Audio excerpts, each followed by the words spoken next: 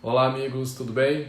Bem-vindos a mais uma edição do nosso projeto Live, que na tarde de hoje recebe com muita alegria, com muita satisfação, a professora Flávia Rio. Flávia é mestre e doutora em Direito pela UERJ, é professora adjunta nessa mesma instituição nos cursos de graduação, mestrado e doutorado, é pesquisadora visitante da Universidade de Turim, na Itália, tabeliã, autora de diversos artigos e livros consagrados, dentre eles, já estou projetando para vocês aqui ao fundo, tá vendo? A gente tem um livro dedicado à desjudicialização da execução, uma obra coordenada pela professora, publicada pela editora Juruá. A professora Flávia já está aqui na sala, vamos recebê-la com muito carinho.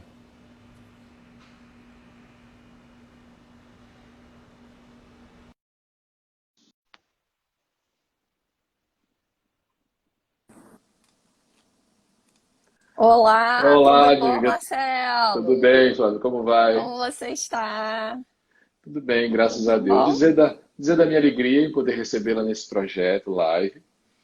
Sei que você já acompanhou outros episódios, então sempre foi uma audiência super Sou. qualificada e eu fico muito feliz que sua agenda tenha permitido agora esse encontro para que você possa então participar desse meu projeto e assim eu tenho certeza que vamos todos aprender muito sobre a desjudicialização da execução, um tema que lhe é muito caro, né? Um tema que você pesquisa de há muito. Verdade, verdade. Então eu queria Eu já queria, marcar nesse Marcelo, início te aqui as agradecer. boas-vindas.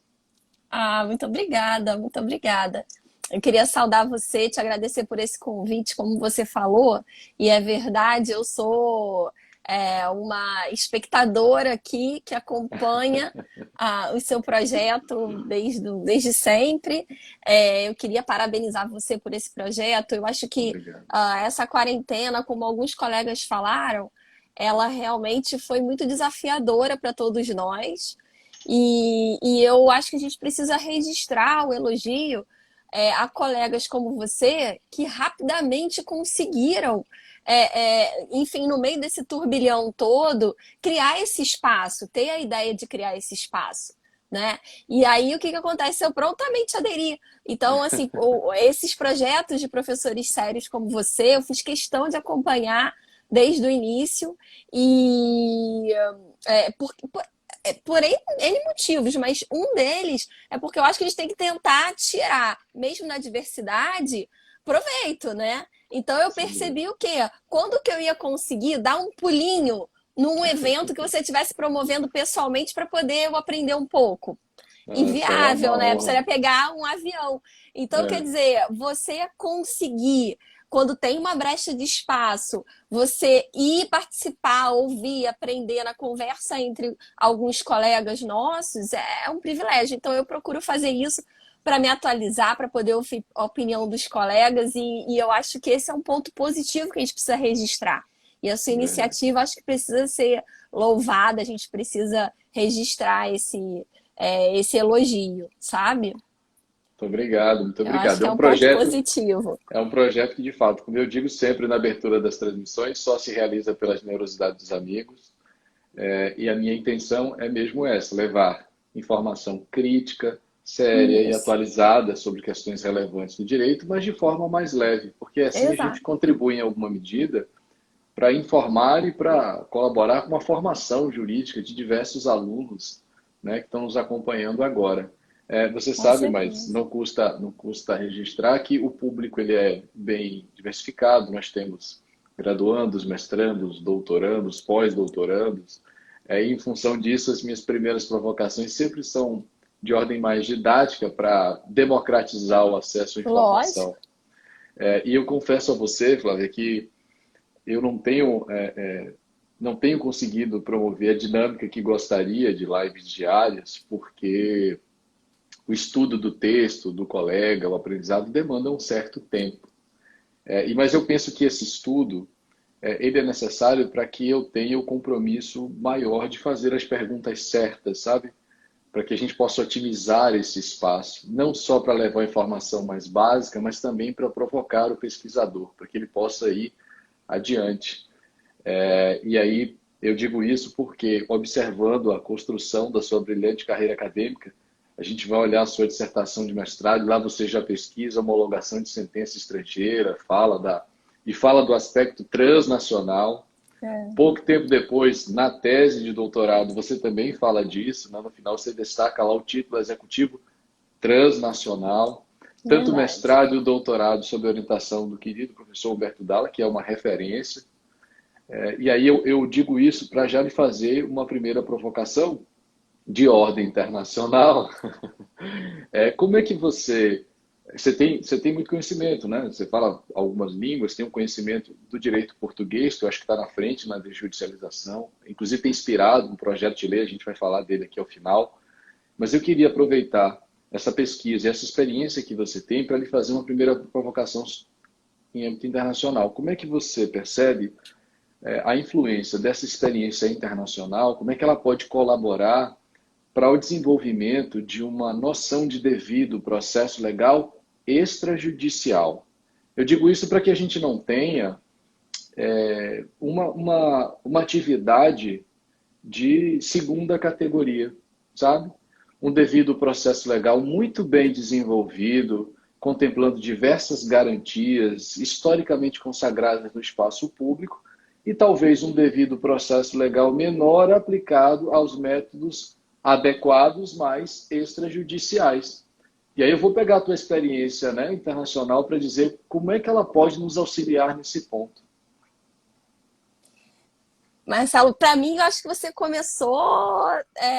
Não podia ter começado melhor. Assim, acho que se eu tivesse organizado, eu não teria começado tão bem. E eu acho que essa, para mim, depois de estudar muito, não a desjudicialização da execução em especial, mas a desjudicialização como um todo. Porque para quem me acompanha, sabe, né, desse meu apreço pelo direito comparado, pelo direito internacional, sabe disso. E sabe também que esses temas não sou eu que escolho, eles me escolhem. É engraçado. É essa confluência entre a minha prática, eu sou delegatária de cartório extrajudicial, né? E a minha atividade como professora de processo, pesquisadora em processo. Então, há algumas zonas de convergência. E aí acaba que, curiosamente, o direito processual internacional é uma delas, porque a gente atende muitos usuários nos cartórios que precisam resolver, né, praticar atos da vida civil em decorrência dessa globalização crescente. Então, foi um tema que me escolheu. E a desjudicialização também, né? Já que, como a gente vai falar à frente, acaba que as serventias extrajudiciais, o legislador vem reiteradamente confiando nas serventias extrajudiciais, né? E eu acho que esse ponto é um ponto importante, porque pelo seguinte, eu acho que a escolha, e aí já tem uma relação com a sua pergunta. Eu acho que, como em tudo em direito comparado, eu acho importantíssimo essa pesquisa, esse dever de casa de direito comparado. Por quê? Porque é o que nós temos de laboratório, né, empírico. Então, como as coisas se operaram lá fora, eu acho que em qualquer segmento do direito processual é fundamental. Para quê? Para a gente não fazer teste, né, aqui de primeira vez, estando cruz com o nosso jurisdicionado, que, a bem dizer, já está muito insatisfeito com o nosso trabalho. A verdade é essa, né? Eu que atendo balcão, a gente ouve da boca do usuário, né? Do leigo. Né? Então ele está insatisfeito. Então, para a gente não ficar fazendo teste com ele, com a vida dele, nada mais justo do que a gente ter esse laboratório tão eficaz que é a experiência lá de fora. Mas aí é que tá. A questão é que a gente sempre, e o professor Barbosa Moreira sempre falava, né, que é a grande referência para a gente lá da escola da UERJ. Ele Sem sempre dúvida, falava, e para a gente isso já é até lugar comum, né, lá na nossa casa. Que é o seguinte, quando a gente vai fazer qualquer pesquisa de direito comparado, a gente precisa estar atento às especificidades de cada ordenamento e também às questões culturais de cada país, né? Então isso precisa ser levado em conta. A gente que estuda direito comparado, a gente sabe que tem uma diferença entre você, que é algo que é muito caro e passa por essa sua pergunta pertinentíssima do devido processo legal, que é o seguinte: é louvável e é desejável que haja algum grau de harmonização entre os sistemas processuais. Harmonização em que sentido? No sentido de ter um núcleo mínimo, né, de garantias fundamentais do processo que, entre Estados democráticos de direito, sejam inegociáveis. Então, esse núcleo seja um núcleo inegociável.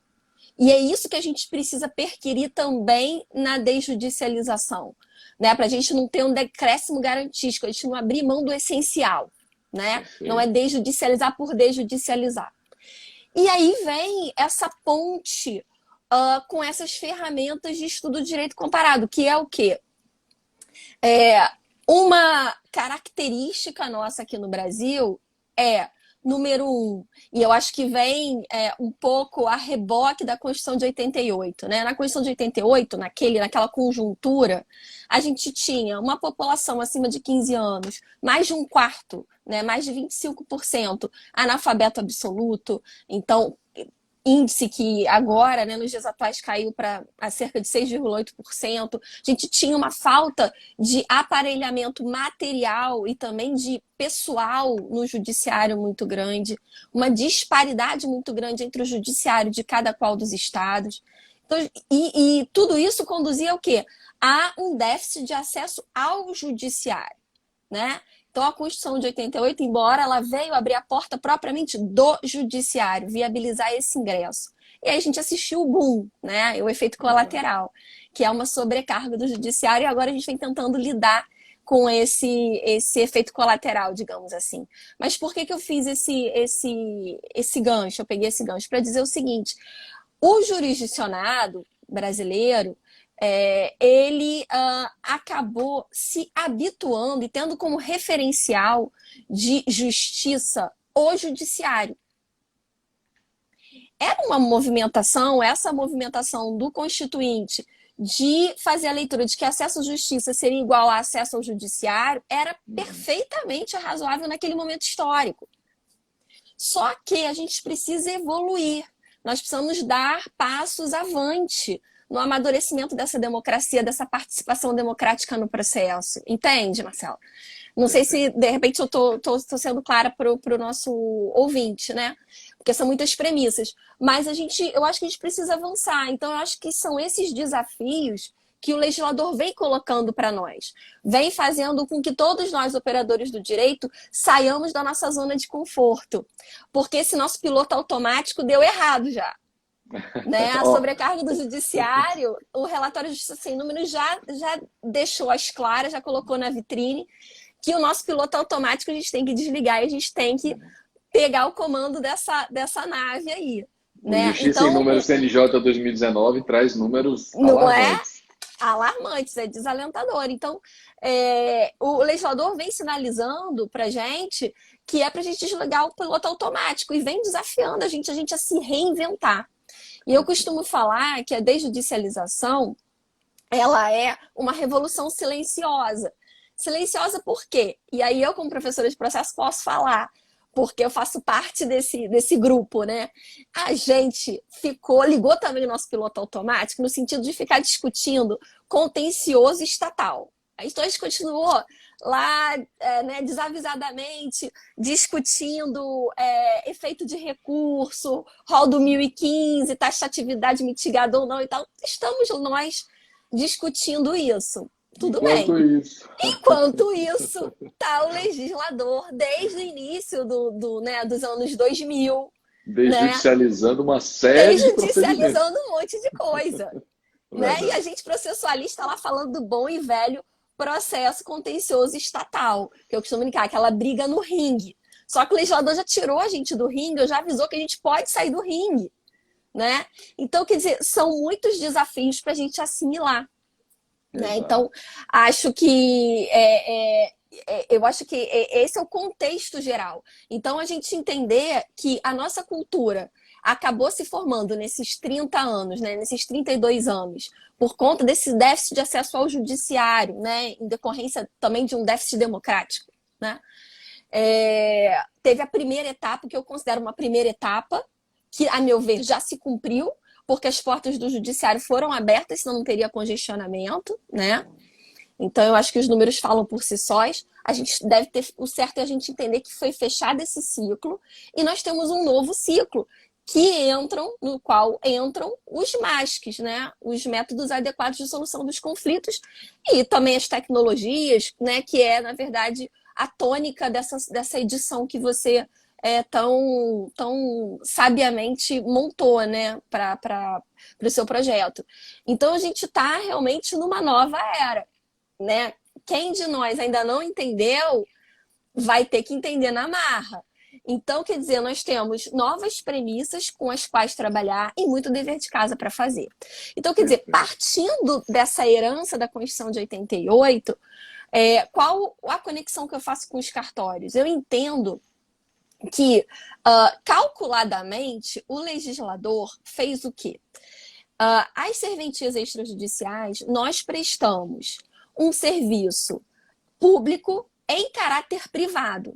Então, quer dizer, nós prestamos um serviço público, e esse é um ponto importante, fiscalizado pelo judiciário, aquele judiciário que o homem médio, que o jurisdicionado tanto confia, reclama, mas confia, reclama, mas está acostumado a ele recorrer sempre que precisa, né?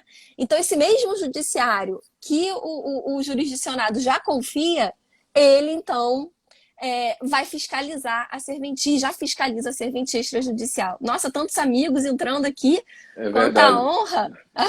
Vou registrando aqui. Nossa, Robertinho já se eu mandou... parar para falar... Robertinho já mandou um alô. Nossa, Robertinho já Flávia passou por Ribeiro, aqui.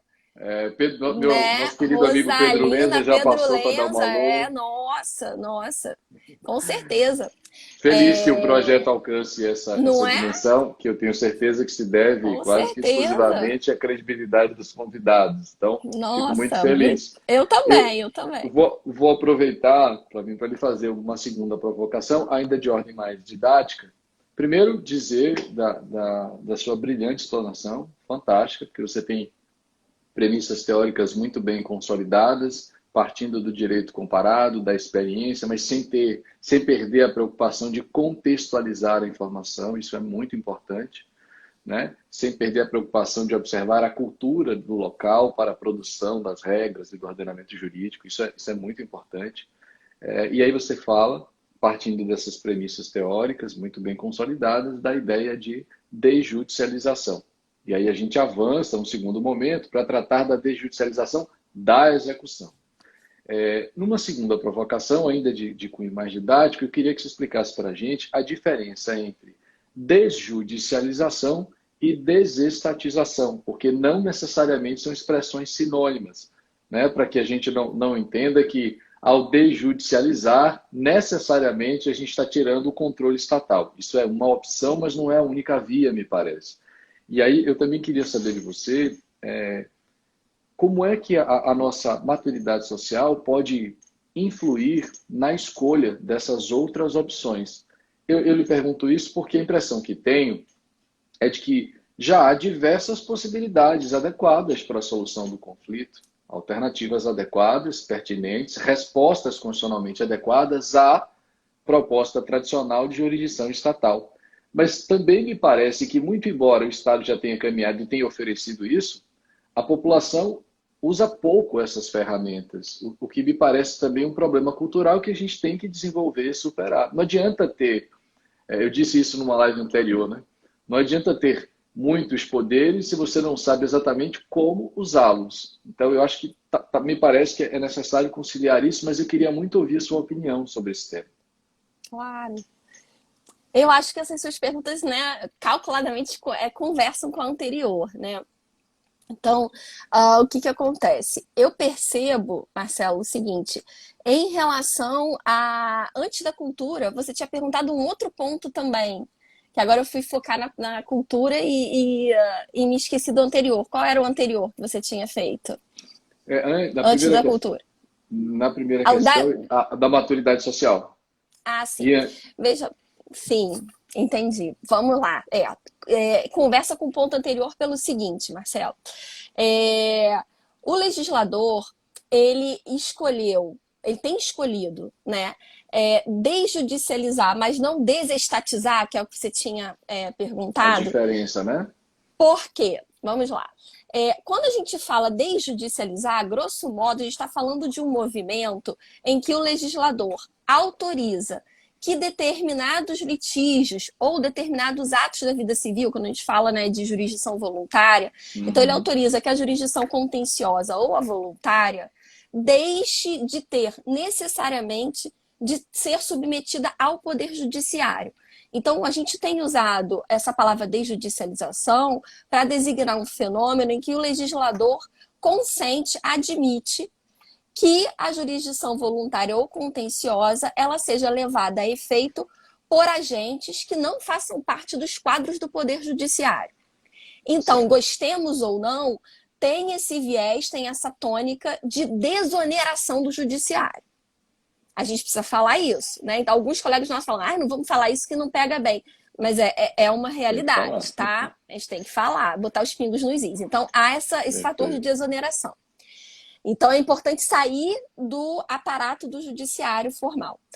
Mas quando a gente fala em desjudicializar, porém não desestatizar, né, de todo, o que a gente quer dizer é exatamente esse movimento que o legislador brasileiro, forte nessa cultura, né, que a gente estava falando, na cultura brasileira de ainda se fiar muito na figura do Estado, se fiar muito na figura do Estado juiz, em especial nessa lógica, né, nesse fenômeno de prestação da jurisdição.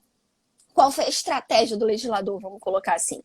Ele tem conferido essa desjudicialização, em grande parte, para os cartórios extrajudiciais. Por quê? Porque os cartórios extrajudiciais, eles são dirigidos, né, por profissionais do direito aprovados em concurso público, de acordo com 236 da Constituição. Mas a gente presta esse serviço público em caráter privado, então, quer dizer, a gente tem essa agilidade, digamos assim, de contratação, de gestão típica da iniciativa privada, então faz com que a gente tenha uma leveza maior, né, na gestão, coisa que o Poder Judiciário não tem. Mas a gente fica entre os dois mundos, num regime híbrido. Por quê? Porque além da gente precisar ter sido aprovado num concurso que é organizado pelo Poder Judiciário, a gente também é fiscalizado por esse mesmo Poder Judiciário, que é justamente quem, numa tradição secular, sempre prestou esse serviço. Então, quer dizer, a gente avança, mas sem ter um choque de cultura. Então, eu acho que o legislador ele tem sido sábio, ele tem sido bastante, até, digamos que, diplomático e cauteloso, por isso, porque ele tem procurado avançar, mas respeitando essa tradição cultural nossa, de reclamar, mas confiar no judiciário. Então, eu acho que fica entre esses dois pontos. Então, a gente tira do judiciário, passa para o cartório extrajudicial, que não onera o Poder Judiciário, que a gente precisa gerir de acordo com o que com a taxa, né, com os emolumentos que são pagos diretamente pelo nosso usuário. Então, tem um quê de atividade empresarial, não utiliza recursos públicos, mas a gente é fiscalizado pelo Poder Judiciário. Então, o jurisdicionado também se sente mais confortável com essa situação, porque ele sabe que o judiciário não vai prestar aquele serviço diretamente, mas tem o aval do judiciário. Entende? Então, eu acho que essa migração ela é cautelosa. E é o que o legislador, pelo menos é o que o PL 6204, da desjudicialização da execução, é uma tecla que ele bate novamente. Então, ele almeja desjudicializar a execução civil, de modo que a gente, obrigações pecuniárias, né, líquidas, certas e exigíveis, possam, então, ser levadas a efeito perante os cartórios extrajudiciais, mais especificamente os tabelionatos de protesto. Então, seguindo de forma coerente com essa escolha que o legislador marcou, principalmente, eu coloco como marco a 11441, lá em 2007, né, que é o Inventário, Partilha, Separação e Divórcio. E aí, aquele outro ponto que você falou de que, de repente, como que a gente consegue extrair o máximo potencial da desjudicialização já que eu também tenho essa sensação de que está ainda subaproveitado, né? A gente ainda conseguiria pegar esse fenômeno, se apoderar desse fenômeno e extrair o máximo potencial dele, né? Eu concordo com você. Eu acho o seguinte, primeiro ponto, que é um ponto que o professor Paulo César Pinheiro Carneiro, também lá da UERJ, quando ele mapeou, né, no final da década de 90 o acesso à justiça, um ponto que ele chamou a atenção e que é interessante, a gente precisa ouvir o óbvio, né? Ele marcou muito claro o seguinte, olha, o maior óbice, o primeiro deles do acesso à justiça, é a informação. É o déficit informacional. Esse é o primeiro ponto. E eu acho que esse é o calcanhar de Aquiles da desjudicialização. Porque se até entre nós, professores de processo, a gente pode dizer que a gente não sabe, né? Ou a gente não sabe, ou pelo menos assim, ainda que a gente saiba, a gente não. Muitos de nós não compreendeu a real dimensão dessa revolução que está acontecendo. Exato. Que dirá o leigo, que dirá o usuário, que dirá o jurisdicionado. Então, eu acho que falta muito o conhecimento. Então, tanto dos operadores do direito, eu acho que a ponte principal, a ponte entre o sistema e o jurisdicionado, a meu ver, é a advocacia, pública e privada. Então, a minha experiência me diz, né, desse atendimento de balcão, que os advogados que já compreenderam o potencial da via extrajudicial, já se apoderaram desse mecanismo, já se familiarizaram, já se apoderaram desse mecanismo, já houveram esse mecanismo para si. Eles abriram as portas efetivamente da via extrajudicial para os seus clientes. E eles vão de forma recorrente ao cartório checar, antes de ingressar com uma ação, se pode fazer em cartório. Então, eles mesmos já inverteram essa lógica em benefício do cliente e já começaram a explicar para o cliente essa possibilidade, sabe, Marcelo? Uma atuação estratégica, racional e muitas vezes mais rápida e eficiente do que aquela formal.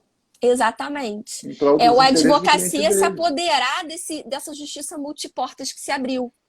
E que a gente, como processualista, vem falando tanto.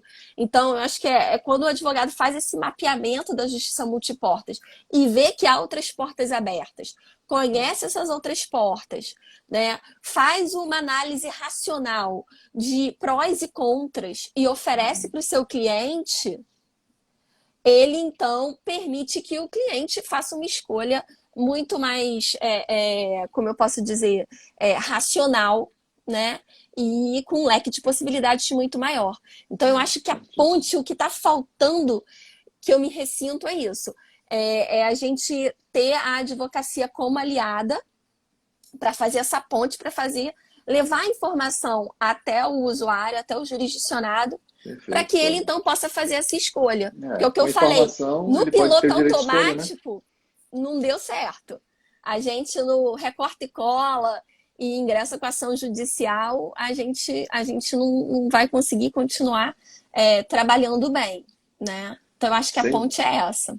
Sem dúvida. Eu vou seguir com as provocações, mas dessa vez já entrando no tema da desjudicialização da execução, a impressão que eu tenho, e eu gosto muito dessa expressão, a primeira vez que eu li isso foi num texto do meu amigo Gajardoni, A Revolução Silenciosa da Execução. É um termo que me agrada demais, uma revolução silenciosa. Quando eu olho para o Código de Processo Civil, vou pegar o CPC 2015, para mim está muito claro que é um dos pontos que mais passou por alteração nos últimos anos. Muito mais do que o recurso ou o próprio processo de conhecimento, mas a execução. É impressionante como a gente, não vou dizer que abandonou, mas é impressionante como a gente deixou de trabalhar quase que exclusivamente com aquele procedimento racional, cartesiano e fechado, com medidas típicas, penhora, avaliação, expropriação, e aos poucos, silenciosamente, fomos desconstruindo o procedimento da execução. E era assim já no 461, 461A, hoje você pegar o 1536, né? Você tem um prazo que tem que dialogar com o caso concreto para ser razoável, uma multa que tem que dialogar com a capacidade contributiva para ser razoável, e uma medida que, dialogando com o caso concreto, vai se revelar adequada para garantir o resultado prático equivalente. Quer dizer, aos poucos você vai desconstruindo o procedimento predeterminado, prazo, 15 dias, a medida é sempre penhora e avaliação, sempre perdas e danos ao final, e você vai, ao longo disso, apresentando outras possibilidades. Você vai construindo o procedimento para dizer, num caso específico, qual é o prazo razoável, qual é a medida adequada, né? Qual é a multa proporcional. E esse diálogo com o caso concreto, eu acho que ele é fundamental no nosso Estado democrático de direito. Dialogar com o caso concreto é dialogar com o jurisdicionado. Eu vejo, então, no CPC, diversas mudanças no procedimento da execução. Agora, olhando para os meios alternativos, eu acho que a gente tem um reforço. Porque por mais que o código flexibilize o procedimento, ao final a decisão ela é imposta. Ao passo que muitos dos meios alternativos trabalham com uma solução que é negociada. Então, com a sua experiência, eu já lhe pergunto, será que a solução negociada não é mais facilmente cumprida? Eu lhe digo isso porque a gente pega a justiça em números e o grande gargalo está exatamente no cumprimento da decisão judicial, está exatamente na execução. E o que isso me diz? Que muito embora o legislador tenha se esforçado para desconstruir o procedimento, tenha se esforçado para que o juiz olhe para o caso concreto e entregue um prazo, uma multa e uma medida razoável, proporcional, adequada, com toda essa liberdade, com todo o espectro de medidas atípicas, o cumprimento dessa decisão ainda encontra muita resistência por parte do jurisdicionado. Ao passo que nos meios alternativos, vai para negociação, mediação, conciliação, quer dizer, você tem talvez uma possibilidade mais fácil de cumprimento, porque a decisão ela passa a ser uma decisão negociada. Então, eu queria lhe ouvir um pouquinho sobre isso, e logo a seguir, queria que você comentasse os dados do Justiça em Números, que são, nossa senhora, são alarmantes. E já chamam a nossa atenção eu diria, que para o gargalo da efetivação do direito, que não está no processo de conhecimento, que vai levar em média 1 ano e 6 meses, mas está no cumprimento da decisão, que em média está levando 4 anos e 9 meses. Então, a desjudicialização da execução pode ser algo extremamente útil e importante para isso. Com certeza. Pois eu acho, quem me conhece sabe que eu sou uma entusiasta, né, dos métodos de solução consensual dos litígios. Eu acho que, assim como vários outros temas, como a própria desjudicialização, na verdade como eu posso dizer, todo um novo terreno que se abre, né, para a gente trabalhar, com uma lógica própria, né, que subverte tudo que a gente aprendeu, né, em anos de estudos de direito processual. Então, mais uma vez, é uma nova cultura que depende também de uma mudança de sintonia, de uma readaptação de todos nós. Mas o fato é que quem estuda a justiça coexistencial sabe que a justiça adversarial, né, que a jurisdição estatal é o seu ponto culminante, ela apenas acirra essa polarização. Então, se você tinha antes um litígio, você tinha uma relação jurídica que em algum momento entrou em crise, gerou um litígio pontual, o fato, né, eu advoguei muitos anos e eu vejo, eu atendo, né, os usuários do cartório em tal ou qual momento, a gente contribui em vários momentos de processos judiciais.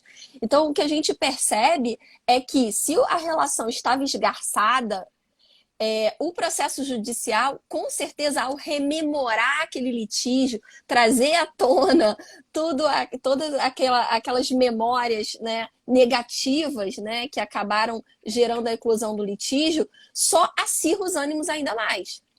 Né? Então, o que já estava ruim, a chance de se romper é enorme.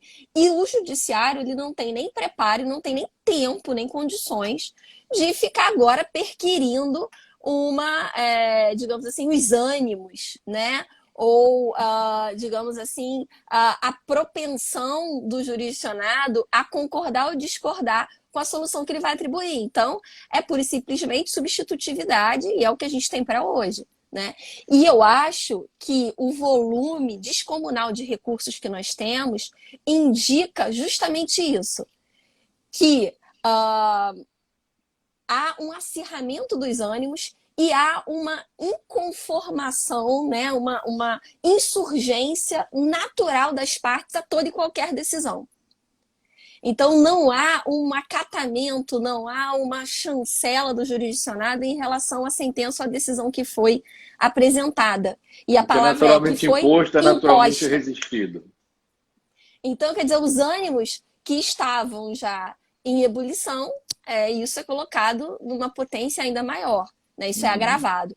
E por que eu falo isso? Porque, lógico, que isso vai resvalar na execução, no cumprimento.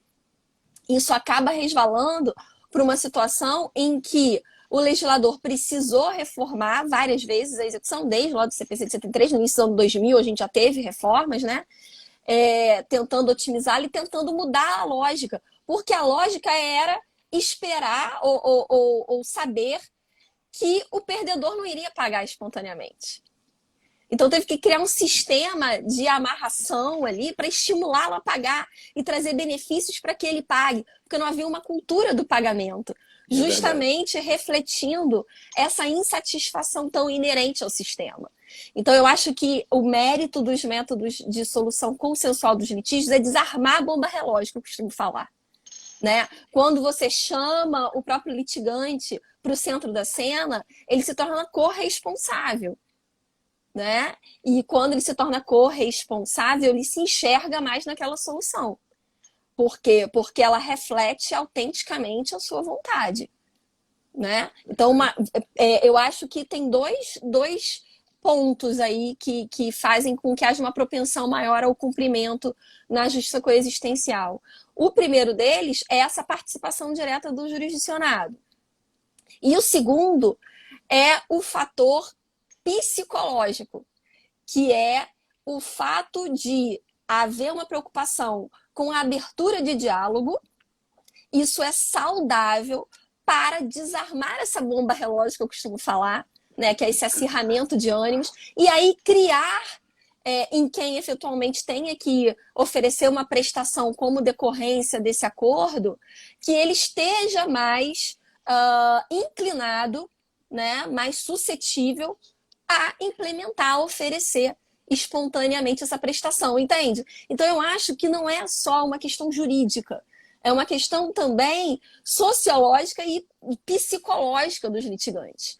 Há um acirramento ou há um decréscimo no grau de beligerância, né? Através do método. Então, acho que está tudo relacionado. Se você acirra os ânimos, o litigante perdedor vai querer usar até o último instante para tentar frustrar, né, a expectativa do seu adverso, né, da contraparte. Então, eu acho que é todo um sistema aí que acaba fomentando isso.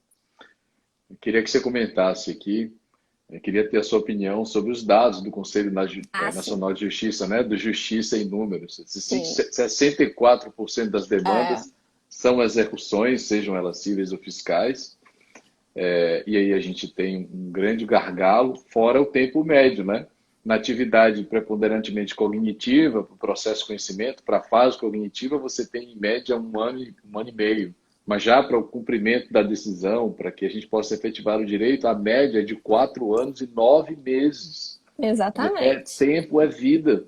Então, aqui no Rio, a nossa taxa de congestionamento é de mais de 92% na execução. Nossa. Então, assim, como é que a desjudicialização da execução pode servir para mudar esse panorama, que é caótico, sob qualquer perspectiva? Sim. Pois Marcelo, eu acho que a gente, como professor, eu acho que a gente sempre tem que voltar às origens, que é a razão de ser. A gente tem que voltar às origens e desligar, como eu falei, o piloto automático, porque assim como médico, a gente tende a criar um escudo, né, para conseguir trabalhar. Mas às vezes a gente precisa se desarmar, e principalmente como pesquisador, né? E se a gente for se desarmar, a gente vai ver o quê? O que o jurisdicionado quer quando ele ativa, digamos assim, quando ele recorre ao sistema de justiça como um todo. Não ao judiciário, mas ao sistema de justiça.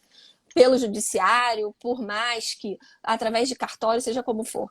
Ele quer o bem da vida. ele quer aquela providência, ele quer aquela reparação a um direito ameaçado ou violado.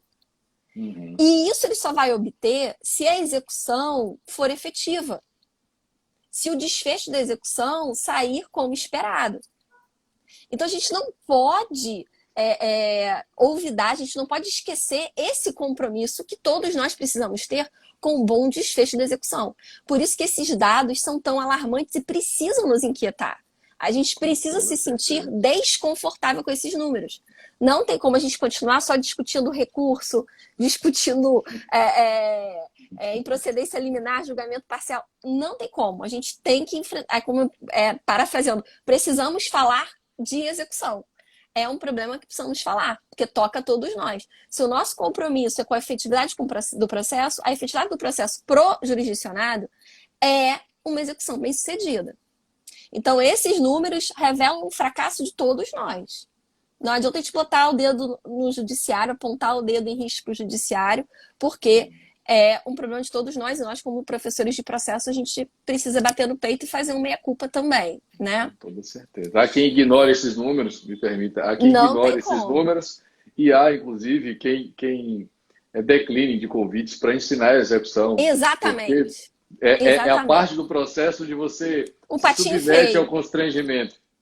É o patinho Porque feio. é a hora em que o aluno levanta a mão e pergunta, tudo bem, até aqui eu já aprendi tá bonito, tudo, né? mas e o para bem funcionar. da vida? Exatamente. Mas eu acho que não é uma característica minha tapar o sol com a peneira. Então, sempre nesses temas que são patinho feio, não foi nem de forma calculada, mas é ali que eu acabo me enfronhando, né? Onde a gente tem os temas mais áridos. Então, na verdade, então a gente precisa nos apoderar desse problema, tomar para nós como um problema de todos, né? A execução. E aí é que entra a questão. Há um choque de cultura com essa proposta do PL 6204? Sim, há um choque de cultura. Para quem não estava acompanhando todas as sinalizações do legislador ao longo dos anos 2000, desde a virada do milênio, principalmente depois da emenda 45, que criou o CNJ, que previu duração razoável do processo. Todos nós que não percebemos essa sinalização clara do legislador, certamente estamos boquiabertos. Por quê? Porque a gente vem de uma tradição de que apenas o judiciário pode praticar, mesmo que sejam atos materiais executivos, só o Poder Judiciário.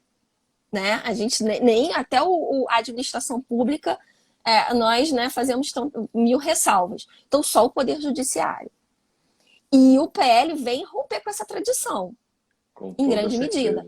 Ele não desestatiza, né? Então, a figura do agente de execução, que é a espinha dorsal do PL 6204, assim como há figuras equivalentes, né, nos outros ordenamentos estrangeiros, que também adotaram esse mecanismo de execução extrajudicial. Ele é o quê, esse agente de execução? Ele é um profissional que não faz parte dos quadros do Poder Judiciário, mas que é imparcial, né? E que vai conduzir essa execução num ambiente fora do Poder Judiciário, justamente para desonerar o Poder Judiciário. E aqui o PL, como eu falei, ele escolheu a se manter como está o tabelionato de protesto, ou seja, o cartório extrajudicial. Então, a gente mantém, digamos assim, a gente não cortou o cordão umbilical de todo com o judiciário, porque o judiciário vai continuar fiscalizando.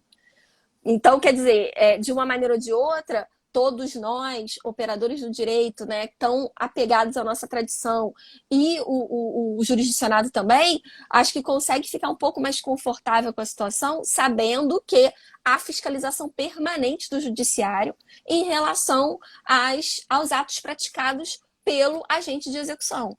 Então, ele realmente, ele que recebe o requerimento, ele que providencia a cientificação das partes, ele que vai decretar penhora, ele que vai realizar a avaliação, ele que vai realizar os atos de expropriação, tudo ele que vai presidir, que vai conduzir.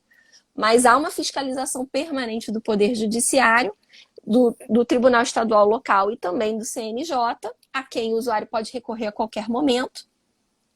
E o próprio sistema, o próprio PL 6204, a leitura que eu faço, até pela minha experiência como delegatária, é a seguinte: criou um sistema de irresignação da parte muito coerente, em que há um escalonamento. Primeiro, as partes elas vão requerer ao próprio agente de execução a modificação daquela decisão.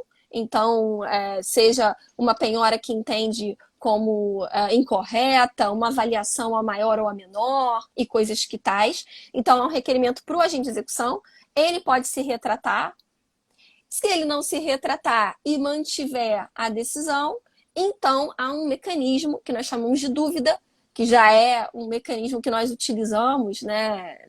Enfim, já é íncito ao nosso regime, em que o delegatário remete aquela insurgência, aquele impasse, digamos assim, ao juiz competente. Exatamente. Então, quer dizer, há um canal de comunicação aberto entre o agente de execução e o juízo competente. Então, assim, não há um divórcio, entende? Não há um divórcio, não há uma ruptura da sociedade conjugal aí. Né? Então, o legislador ele foi calculadamente indo passo a passo. Né? A gente ainda tem esse canal de comunicação perene com o Poder Judiciário e mantendo-se a resignação da parte interessada, então, via dúvida, vai para o Judiciário. Agora, o PL fala que a decisão do juiz é irrecorrível. Então, a gente já sabe que a gente vai acabar tendo o quê? Chuva de mandado de segurança, né? Mas o PL diz que tem uma única chance do Judiciário apreciar. Ok? Então, é como se fosse, entre aspas, a segunda instância. A primeira instância é o agente de execução, a segunda instância é o Judiciário. Grosso modo, a lógica é essa.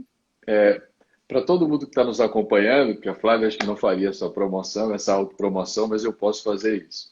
A sua tese de doutorado serviu de base para a formulação desse PL. Então, o que eu estou dizendo a você que nos acompanha... não é o meu, não. É a da Flávia Ribeiro, que está até nos ouvindo. Não é minha, não. Ótimo. A da Flávia Ribeiro. Já me mandaram que tá aí. Me mandaram aqui já essa mensagem. Olha, a tese dela serviu de base.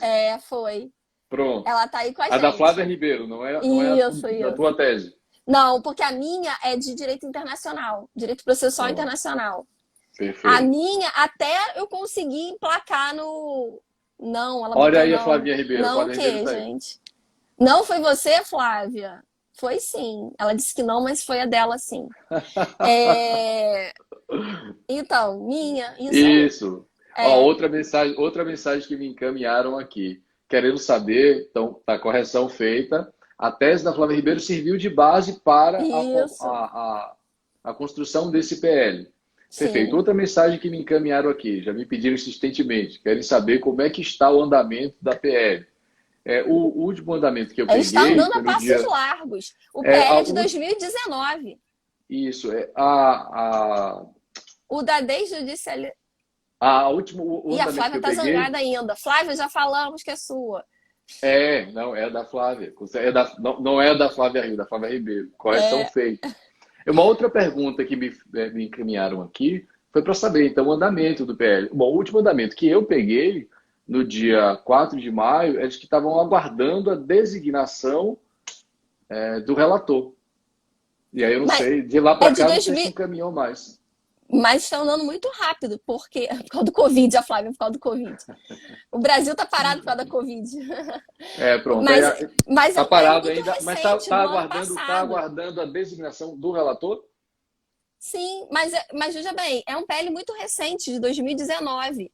Se a gente for comparar a desjudicialização da execução fiscal, a gente já tem 3 ou 4 PLs muito mais antigos, que estão em etapas ainda embrionárias. Então, o PL da desjudicialização da execução civil já indica que ele vai ter uma tramitação mais rápida comparativamente com os PLs da desjudicialização da execução fiscal, que a gente tem um emaranhado de PLs aí, enfim, sem uma sinalização tão clara de permeabilidade. E eu acho que esse fator, até mesmo, digamos, político, né, desse impasse que a gente se encontra em relação à execução civil aqui no Brasil, e esses números do Justiça em Números que você apresentou, eles são muito claros no sentido de revelar para o próprio legislador quão premente é esse assunto.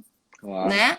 E eu acredito também que há algumas especificidades na desjudicialização da execução fiscal, principalmente, a identificação de quem seria esse agente de execução, se seria a própria administração pública ou não, que tornam esse outro segmento um pouco mais espinhoso, digamos assim. Né? Então, eu acho que até estrategicamente, eu acho que seria melhor desjudicializar a execução civil, acho que seria um caminho mais palatável, e num segundo momento, até a partir da experiência com a desjudicialização da execução civil, a gente verificar como ficaria a desjudicialização da execução fiscal. Até porque, se o agente de execução do PL 6204, se ele fizer o dever de casa e sair bem, quem sabe ele não absorve também a execução fiscal, né? É possível, então... é possível. Tem uma terceira questão que me pediram aqui para compartilhar. Ó, o seguidor já me pede desculpas aqui. Não, tá tudo bem. Tem que pedir desculpa para a Flávia Ribeiro Flávia agora. Ribeiro, não para mim. Ela ficou zangada. Ó, tem um outro seguidor encaminhando uma outra pergunta. Até porque a Flávia é muito mais bonita do que eu, muito mais simpática do que eu, então ela deve estar bem zangada. Tem uma terceira pergunta que foi encaminhada aqui. Estão pedindo para você falar das possíveis críticas encaminhadas ao PL. Bom, aí Sim. Eu vou para a gente otimizar o finalzinho da live, eu pontuei aqui 3 críticas, que aí eu confesso que já acompanhei, mas você pode apontar outras. A primeira seria uma suposta falta de preparo técnico, que eu sinceramente, para mim, é absolutamente inconsistente, achar que o tabelião não tem preparo técnico para praticar esses atos. A outra seria a falta de estrutura, uma crítica que já foi apontada, de que os tabeliões não teriam estrutura para assumir essa função, e eu também já vi uma crítica, na verdade uma sugestão de que os advogados assumissem esse papel, né? E aí eu queria que você respondesse a essas críticas e pontuasse outras que não tenham sido encaminhadas ainda. Vamos defender esse PL aqui agora. Sim. Vamos lá. A figura do agente de execução, ou seja, escolher quem é o agente de execução, eu acho que é o ponto fundamental. Eu acho que a escolha equivocada do agente de execução pode representar o insucesso, o fracasso de toda a ideia. Então, porque isso tem uma relação direta com o que você colocou no início, que é o seguinte: não podemos aceitar desjudicializar por desjudicializar. Então, é importante a gente saber o seguinte: a gente retira do judiciário, mas para quem vai? Isso não é qualquer coisa. Então, para quem vai é muito importante, tanto sob o ponto de vista da eficiência, eu costumo brincar que a gente redimiu a eficiência, né? Então, há 15 anos atrás, a gente só podia falar de efetividade, a gente não podia falar de eficiência, e a gente redimiu a eficiência. Então, é uma preocupação nossa, mas sob o ponto de vista garantístico também, do devido processo legal extrajudicial. Né? Então, quais são os pontos? Primeiro, na verdade, o jurisdicionado, principalmente o leigo, ele ainda, principalmente quem já é um pouco mais antigo, um pouco mais experiente do que a gente, está acostumado com a ideia de cartório passando de pai para filho. Então, assim, na verdade, o provimento, a delegação sendo outorgada não por mérito, por conhecimento técnico, mas por vínculo biológico, né? Por descendência. Né? E isso a Constituição de 88 rompeu. Então, lá no cultural, 236... Né? A ideia do feudo, de passar de pai para filho. Exatamente. Exatamente. Então, a Constituição de 88, lá no 236... determinou que a outorga da delegação das serventias extrajudiciais depende obrigatoriamente de concurso público de provas e títulos. E o CNJ, ele... parágrafo 3º da Constituição Federal determinou. E ele baixou uma resolução uniformizando o concurso a nível nacional. Então, quer dizer, você tem conteúdo programático rígido, você tem etapas rígidas, então não tem negociação, digamos assim, né? Então são critérios muito objetivos e pré-definidos. E precisa ser profissional do direito. Segundo ponto, então a questão técnica é essa, é um profissional do direito, tá? Segundo ponto é o seguinte, fiscalizado pelo judiciário. O segundo ponto é a falta de De estrutura. estrutura. O que que acontece? Como eu falei, a gente presta um serviço público, sim, porém em caráter privado. E a Lei 6.015, a 8935, falam que a gente tem autonomia, eles chamam até de independência, mas na prática não chega a tanto. Mas a gente tem uma autonomia gerencial. Ou seja, nós não temos uma estrutura estanque submetida a um regramento tão rígido quanto o poder público, no sentido de ter que fazer licitação para adquirir serviços ou bens. A gente tem, portanto, uma liberdade gerencial típica de iniciativa privada para, se precisar, aumentou a demanda do serviço, a gente se mudar para um imóvel maior, a gente contratar funcionários capacitados em maior quantidade que vão ter de estar cadastrados perante o Poder Judiciário. Então, o Poder Judiciário chancela cada escrevente do cartório, que vai ser nosso longa-manos. Então, a gente vai aumentar a estrutura sob a supervisão direta, lógico, do delegatário que vai estar ali e também do Poder Judiciário local e do CNJ, de modo que a gente consiga, então, adaptar a nossa estrutura à demanda que se mostre crescente. Então, não há um limitador como é típico do poder público, do poder judiciário, que para a gente aumentar o número, né, de serventuários, você precisa de um concurso público e você precisa de alocação de recursos públicos, inclusive com repercussão em lei de responsabilidade fiscal e tudo mais, para poder ter esse incremento nos quadros do judiciário. Isso não acontece nas serventias extrajudiciais. Então, não há esse perigo. E já houve quem chegasse para mim e falasse assim, muito com esse, digamos assim, esse pé atrás, né, que vem de longa data, de chegar e falar assim, mas também tem um outro problema. Será que os cartórios extrajudiciais eles não vão ficar, digamos que, numa zona cinzenta, num buraco negro, em que ninguém vai saber o que está acontecendo lá, o agente de execução vai fazer o que der na telha dele, já que saiu do Poder Judiciário, então vai ser a caixa preta? O que eu posso falar em primeira pessoa, porque eu estou do lado de cá do balcão, é o seguinte, a gente está na vitrine. A gente está na vitrine cada vez mais. Por quê? Porque conforme você aumenta as suas funções, também aumentam as cobranças de forma correlata. E isso eu posso falar para quem está nos assistindo que é uma verdade.